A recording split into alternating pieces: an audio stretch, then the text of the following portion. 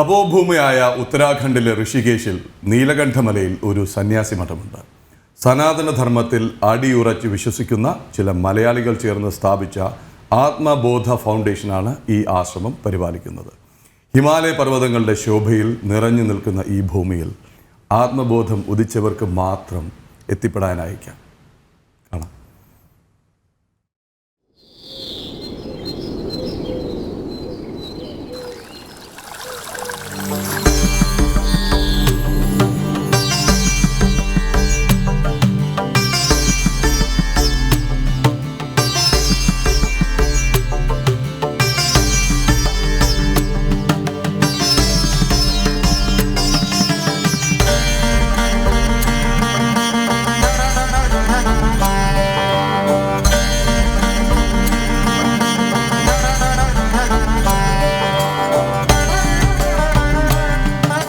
ദുർഘടമായ പാതകളാണ്. താണ്ടിയെത്തിയാൽ ഹിമാലയത്തിലെ നീലകണ്ഠമലയിലുള്ള ഈ യാഗഭൂമിയിലെത്താം. അതിരുദ്രമന്ത്രങ്ങളാൽ മുഖരിതമായ അന്തരീക്ഷം. വേദമന്ത്രങ്ങൾ സദാ പ്രതിധ്വനിക്കുന്ന ഈ ഭൂമിയിലെത്തിയത് പൂർവജന്മ സുഹൃതമെന്ന് കരുതപ്പെടാം.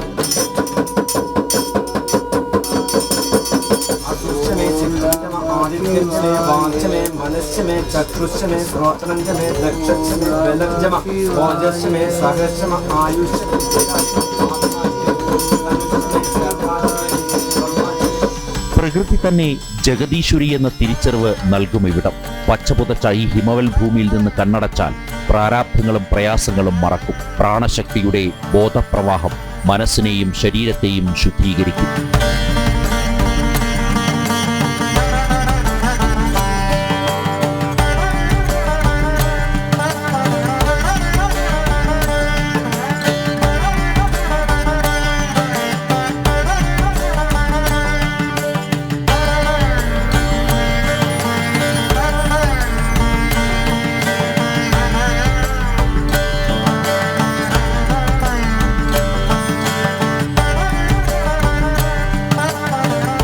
കേരളത്തിൽ നിന്ന് 2006 ബദ്രിനാഥ് വന്നു. ബദ്രിനാഥിൽ 2006 തൊട്ട് 2014 വരെ ബദ്രിയിലിരിക്കുമ്പോൾ അവിടെ പ്രളയമുണ്ടായി. ആ പ്രളയം സമയത്ത് എന്നെ കുറേ പരിചയമുള്ള ഭക്തർ അവിടെ വന്നു. അവർ മുഖേന ഇവിടെ നീലകണ്ഠിലെ ഒരു ആശ്രമം നമുക്ക് എടുക്കേണ്ടതായിട്ട് വന്നു. നീലകണ്ഠ് ആശ്രമം 2014 ഒരു ആത്മബോധ ഫൗണ്ടേഷൻ എന്നും പറഞ്ഞ് രജിസ്ട്രേഷൻ ചെയ്തു. അവിടെ ചെറിയ പ്രവർത്തനങ്ങളെല്ലാം ഇങ്ങനെ നടന്നുകൊണ്ടിരിക്കുന്നു. പാലാഴി മഥനത്തിൽ ഉയർന്ന കാളകൂടവിഷം ഈ പർവ്വതനിരകളിൽ വെച്ചാണ് സാക്ഷാൽ പരമശിവൻ സേവിച്ചതെന്നാണ് ശ്രുതിസ്മൃതി പുരാണങ്ങളിൽ വ്യക്തമാക്കുന്നത്.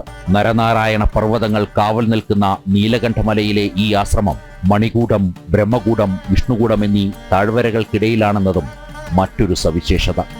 കഴിഞ്ഞ കുറേ കാലങ്ങളായി ഹിമാലയത്തിൽ യാത്ര ചെയ്യാറുണ്ട്. പല ആശ്രമങ്ങളിലും എത്തിപ്പെട്ടിട്ടുണ്ട്. പല ആശ്രമങ്ങളിലും നിൽക്കാൻ സാധിച്ചിട്ടുണ്ട് ഗുരുകൃപ കൊണ്ട്.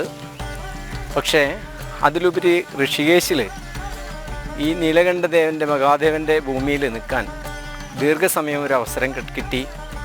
അതിലുപരി ഈ നീലകണ്ഠ മഹാദേവൻ്റെ ഈ ആത്മബോധാനന്ദ ആശ്രമത്തിൽ തപോഭൂമിയായ അല്ലെങ്കിൽ സാധു സന്യാസികൾക്ക് സാധന ചെയ്യാൻ ഇത്രമാത്രം ശ്രേഷ്ഠമായ ഒരു ആശ്രമം എന്ന് വിശേഷിക്കപ്പെടേണ്ട ഒരു സ്ഥലം കൂടിയായിട്ട് എനിക്ക് തോന്നി. ആത്മബോധം തേടി ചിലർ ഇവിടെ എത്തും, മറ്റു ചിലർ പാതി വഴിയിൽ മടങ്ങും. എന്നാൽ കാലചക്രത്തിൽ കർമ്മഫലങ്ങൾ ശേഷിക്കുമ്പോൾ ആത്മരക്ഷാർത്ഥം ആർക്കും ഈ മണ്ണിൽ അഭയം തേടാം.